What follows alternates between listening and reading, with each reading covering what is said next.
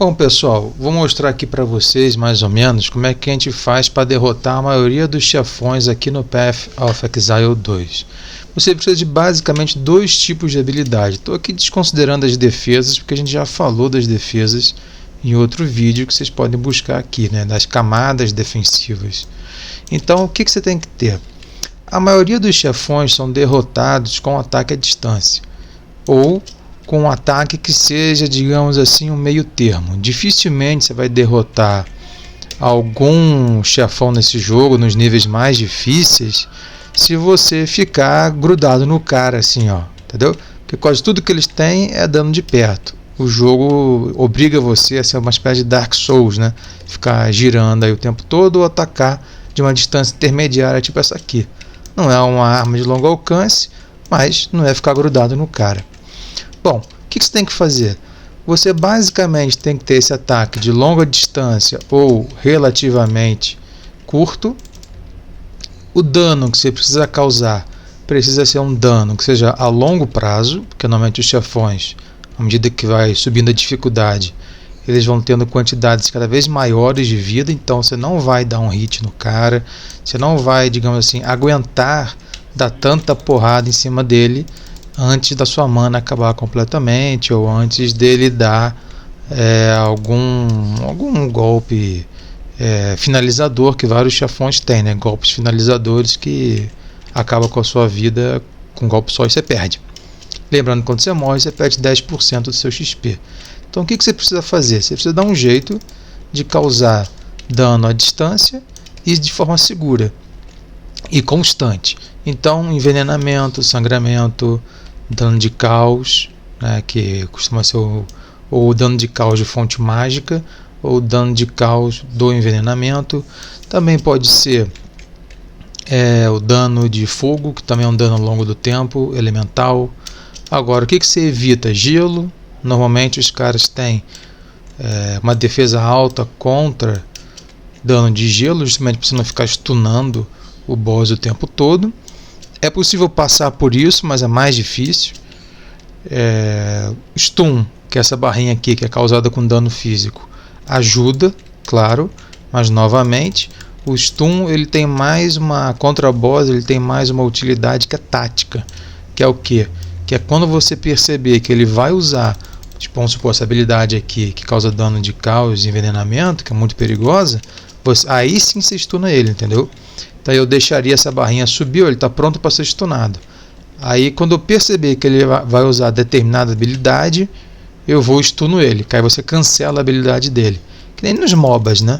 Então vamos supor, eu não quero que ele... eu stunei, ele interrompeu aquela habilidade dele. Então essa é a vantagem do stun contra os chefões. Mas você pode causar stun com dano físico, com dano elétrico, através da concussão, uma coisa assim, mas também não é muito fácil. E o mais fácil de todos é, digamos, além do físico, é o de gelo mesmo. Mas os chefões costumam ter defesa alta contra serem congelados, é bem mais difícil. Stunar fisicamente costuma ser mais fácil. Lembrando também que as batalhas costumam durar muito. Então, na verdade, o que você precisa é de uma alta capacidade defensiva. Então tem que esquivar, bloquear, ter escudo de energia, sua mana não pode acabar rápido. Você tem que pensar nisso tudo, certo? Para depois você derrotar ele, porque aí vai virar uma questão de tempo. Então, por exemplo, meu cara tem 18% de chance de bloqueio, só para vocês terem uma noção. Ele tem 59% de evasão, tem só 6% de armadura física, ou seja, dano físico mata meu cara. Ele tem 71% de defesa de fogo, 75% de defesa elétrica, 64% de frio, 43% de caos. Beleza, certo? Então eu tenho altas chances de sobrevivência. Tenho 2.160 de escudo de energia, quase o dobro da minha própria vida. Certa vida é a última barreira, né? 1.321, que não é muito. Só que eu recupero 50 de vida por segundo. Então, se o cara atravessar tudo isso e o cara me der 50 de dano, é como se eu não tivesse tomado dano nenhum, porque eu recupero 50 por segundo. Depois eu tenho a recuperação de mana 93 por segundo. o que me permite ficar castando habilidade o tempo todo. E eu tenho passivas, né, na árvore de passivas que transfere uma parte do dano que eu recebo para a minha mana em vez da para a minha vida. Além disso tudo, né, evidentemente nós temos as poções com recarga automática, certo? Elas recarregam automaticamente e tem uma aplicação instantânea graças a esse meu cinto aqui.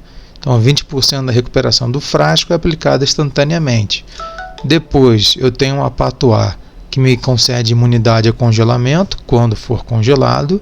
Eu tenho uma patuá que me dá imunidade a ser incendiado, certo? Quando sou incendiado. E uma patuá que impede eu ser afetado pelo efeito de sangrar, que é um efeito também de dano ao longo do tempo, porém ele é direto nos pontos de vida, onde eu tenho muito pouco. Então eu tenho uma baixa defesa física. Defesa física não adianta muito contra dano de sangramento não, mas pode ajudar. Mas basicamente o dano de sangramento ele vai direto na sua vida, ele é o mais perigoso. O pessoal não esquece disso, né? No último ato, na parte do último ato, quando você enfrenta aquele chefe Karui, ele causa, aquela fase lá causa muito dano de sangramento. Todo mundo perde personagem ali quando joga no modo no modo hardcore, que é dano de sangramento, e a pessoa não aprendeu ainda, né? Que nem no ato 4 que causa 3 ou 4 que causa muito dano de caos. É aquele dos Val, quando começa naquela praia. Então você vê, olha quantas imunidades, né? Sangramento, incêndio, congelamento, recuperação instantânea de vida e mana. O que mais que eu posso mostrar aqui para vocês? Focado em sobrevivência. Aqui, ó. Velocidade. Aqui, não, desculpa. Velocidade de mana, velocidade de regeneração. 8% do dano é subtraído da mana antes da vida. Então, se eu tomo, sei lá, 100 de dano, 8 direto nos meus pontos de vida, 8 de dano vai ser subtraído da minha mana. E os outros 92 que sobrarem vão sair da minha vida. Então aqui, ó, certo? Posso pegar esses pontos aqui. São formas de você aumentar a sua sobrevivência. Tem a deflexão, proporcional à evasão. Que é o que é deflexão? A pontuação de deflexão oferece uma chance de defletir o dano de ataques, reduzindo em 40% o dano que eles causam. Ou seja, né, você não esquivou, tomou a porrada, tem uma chance dessa porrada ser diminuída em 40% o dano que ela causa, certo? Basicamente é isso aqui. Desde que seja um dano de ataques, né, que ele está falando. Então, pessoal, é isso, né? Claro que falando assim parece muito fácil, né? Parece que é patético. Mas na verdade o que vocês precisam fazer é buscar um equilíbrio. Vocês vão testar, né? O jogo, infelizmente, ele não te dá, quando você morre, ele não te dá estatísticas do que aconteceu. Ele te dá só a parte crua, né? Ele te dá a ficha, ele te dá aqui os equipamentos, as habilidades, ele te dá um negócio meio cruzão aqui, né? Ele não dá algumas informações, mas não dá tudo. Então você acaba ficando sem saber todos os detalhes. Então basicamente você vai jogar, vai morrer e vai tentar perceber o que aconteceu, né? Até, por exemplo, o que você procura na árvore de talentos? Não, outra dica, já que eu estou aqui. Aqui, ó, imunidade e envenenamento. Você resolveu metade do problema do jogo. Então você vem aqui, ó, imunidade. Ele vai buscar todos os nós na árvore de passiva que te dão imunidade, ou algo próximo a isso, ó. Imune, tá vendo? Ele buscou imune. Aí assim você que seguir aqui, você tem que colocar vida, regeneração de vida. Tá vendo? Ó? Isso aqui não tem nada a ver. Ele deve ter pesquisado errado. Ó, se apertar Enter ele vai direto, ó. Tem 2 só. Que tem algo próximo de imunidade. Então, aí, ó. Às vezes ele se confunde, né? Mas podemos colocar imune. Ó, já apareceu mais um, se não me engano. Não é o mesmo. Tá vendo? Então é assim. Você vai pesquisando quais são as habilidades que passivas que vão trazer para você algum benefício. Pode colocar defesa, né, que é mais comum. Defesa vai aparecer aqui, ó, defesa, e assim você vai buscando quais são os caminhos, resistência, que vão te dar. Não precisa nem colocar o acento ali, tá vendo? Olha quanto que tem de resistência. Agora tem mais aqui, ó.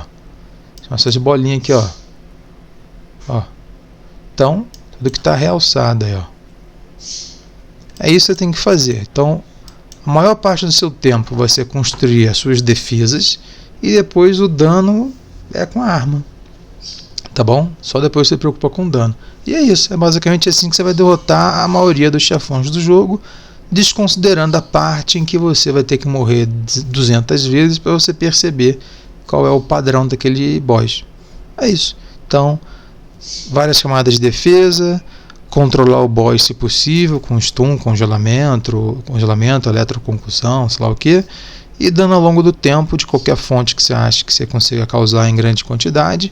Também tentar usar as fragilidades do chefão para elemento, coisas do tipo. E é isso, né? E boa sorte aí. Não deixe de curtir, comentar, compartilhar e até a próxima.